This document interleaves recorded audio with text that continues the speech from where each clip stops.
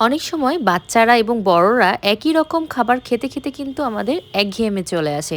ব্যতিক্রমধর্মী একটি রান্নার রেসিপি নিয়ে হাজির হলাম। আসসালামু আলাইকুম, welcome back to my channel. আমি জান্নাত। তো এভাবে কিন্তু আমরা শাক দিয়ে একটা খুব সুন্দর রেসিপি তৈরি করতে পারি, যেটা কিনা ছোট বড় সবাই লুটে পুটে খাবে।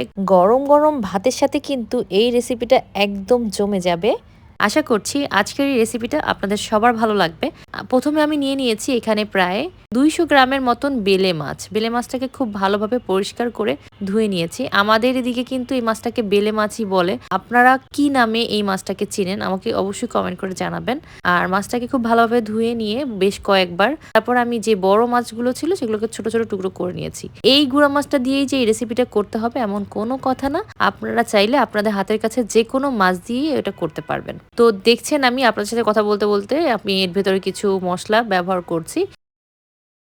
তো আমি এখানে দিয়ে দিয়েছি ধনে পাতা, পেঁয়াজ কুচি দিয়ে দিয়েছি 1/3 কাপ, ধনে পাতা হচ্ছে 2 টেবিল চামচ, লাল মরিচের গুঁড়ো হচ্ছে 1 টেবিল চামচ, আদা রসুন বাটা হচ্ছে 1/2 টেবিল চামচ এবং হলুদের গুঁড়ো হচ্ছে 1 চা চামচ আর ধনের গুঁড়ো হচ্ছে 1 চা চামচ, স্বাদ মতো লবণ। এই কয়েকটা উপকরণ দিয়ে খুব ভালোভাবে এটাকে আমি মিশিয়ে নিচ্ছি মাছগুলোকে।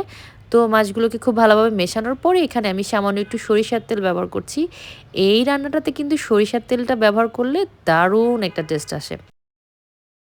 এখানে আমি মিষ্টি কুমড়ো শাক নিয়েছি।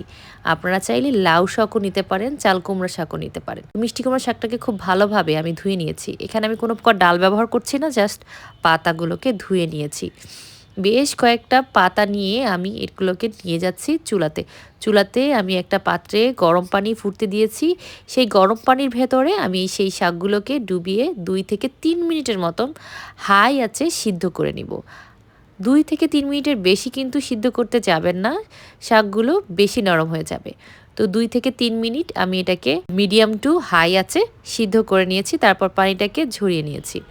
যেহেতু এখানে মিষ্টি কুমড়া শাক তাই এটাকে সিদ্ধ করতে 2 থেকে 3 মিনিট বা 4 মিনিটও লাগতে পারে। তবে লাউ শাক ব্যবহার করলে কিন্তু আরও কম সময় এটাকে হালকা করে সিদ্ধ করে নিতে হবে। তো সিদ্ধ করে নেওয়ার সময় কিন্তু আমি একটু পরিমাণে পানিতে লবণ ব্যবহার করেছিলাম। তারপরে এটাকে পানি ঝরিয়ে আমি একটা এরকম প্লেন প্লেটের উপরে নিয়ে নিয়েছি।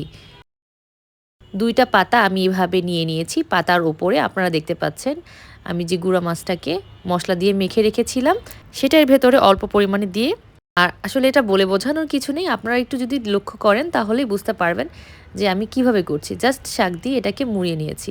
এমনভাবে মোড়াচ্ছি যাতে করে মাছগুলো বের না হয়ে যায় আমরা যখন এটাকে রান্না করব।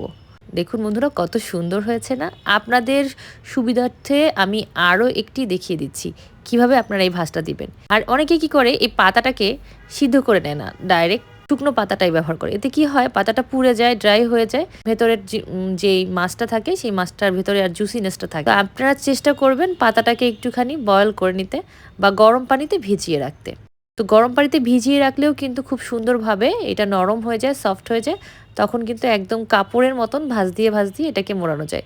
সেক্ষেত্রে কিন্তু সুতা ব্যবহার করার কোনো প্রয়োজন নেই। শাক দিয়ে এই রেসিপিটা যে কেউ তৈরি করতে পারবে, আর এটা ছোট বড় সবাই খুব পছন্দ করবে। অনেক সময় আমাদের বাড়িতে কিন্তু ছোট বাচ্চারা গুঁড়া মাছ খেতে চায় না, বড় বাচ্চারাও গুঁড়া মাছ খেতে চায় না, শাকও খেতে চায় না। আপনারা চাইলে এভাবে কিন্তু শাক এবং গুঁড়া মাছ দুটাই ব্যবহার করে বাচ্চাদের পুষ্টির চাহিদা এবং বড়দের পুষ্টির চাহিদাও পূরণ করতে পারেন। দারুণ লাগে এই রান্নাটা। আমি সবগুলোকেই এভাবে মুড়িয়ে নিয়েছি। তারপর চুলাতে একটা প্যান বসিয়ে দিয়েছি, তাতে পর্যাপ্ত পরিমাণ সরিষার তেল এবং সয়াবিন তেল দুটো মিক্স করে আমি ব্যবহার করেছি। দিয়ে তেলটা যখন গরম হলো একে একে আমি এটাকে মিডিয়াম টু লো আঁচে ফ্রাই করে নেব। এক্ষেত্রে কিন্তু চুলার জাল বাড়িয়ে দেওয়া যাবে না, চুলার জালটা একদম মিডিয়াম টু লোতেই থাকবে। উল্টে পাল্টে এটাকে ভেজে নিতে হবে। অবশ্যই ঢাকনা ব্যবহার করবেন। এক সাইড উল্টে দেওয়ার পরে আমি ঢাকনা ব্যবহার করেছি, একদম লো আছে এটাকে আমি ধীরে ধীরে ফ্রাই করে নিয়েছি। বন্ধুরা দেখুন কত সুন্দর একটা কালার চলে আসছে। চুলার আঁচটা যদি বাড়িয়ে দিই তাহলে কিন্তু উপর দিয়ে শাকটা পুড়ে যাবে, ভেতরে মাছটা কুক হবে না। তো মাছটা কুক হতে বেশি সময়ও লাগবে না, মিডিয়াম টু লো আছে এটাকে আমি এপিট উপিট করে ভেজে নিচ্ছি।